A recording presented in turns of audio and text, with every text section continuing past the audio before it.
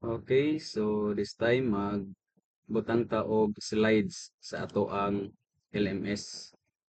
So atong unahon himuon is dapat ah naatay Google Drive no didto nato siya i-save. So sa ako naa ni diri ang topic no itong isa.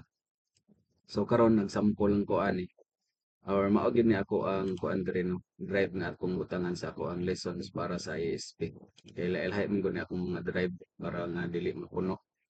So karon mao ni siya ang ato ang ibutang diri sa ato ang LMS.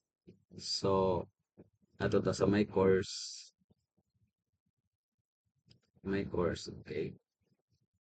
Tapos diri ta and then diri ra gihapon ta ng module sa module 1 ra gihapon ta tapos mag-add ta. Add. So unsa atong pilion diri? So mag URL ta. Kani atong pilion no? URL. So diri atong ibutang name title depende sa imong lesson no. Ikaw na bahala diha. So ako ang ibutang diri kay introduction to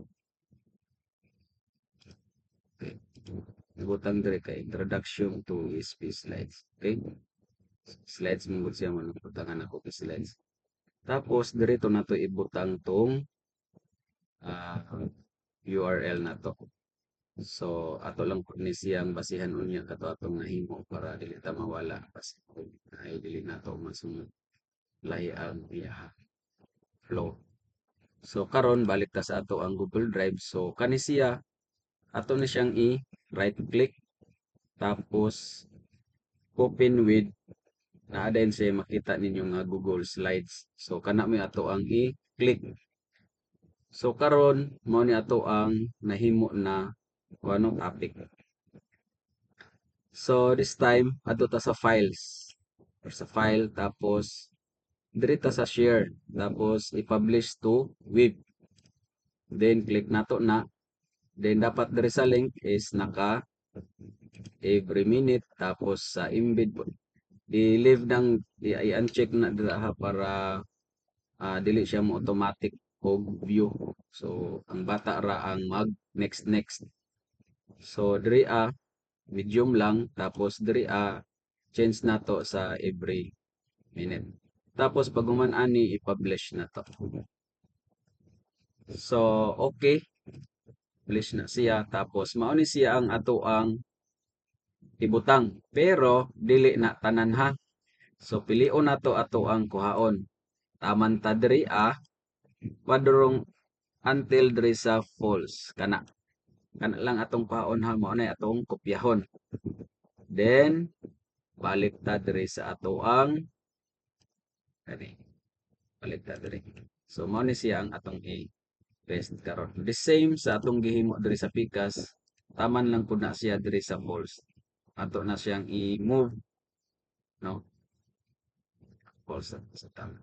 And then butangan nato siya diri og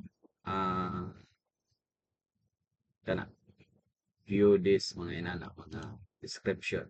So atong butangan. So asa ra to? Okay, there. Yeah.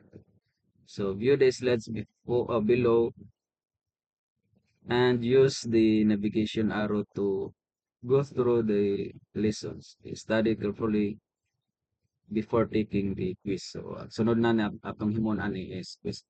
Kaganina class na kaganina ma'am answer wala nato na check ang display katong sa diri na module. So pag save na to ani ato tong balikan.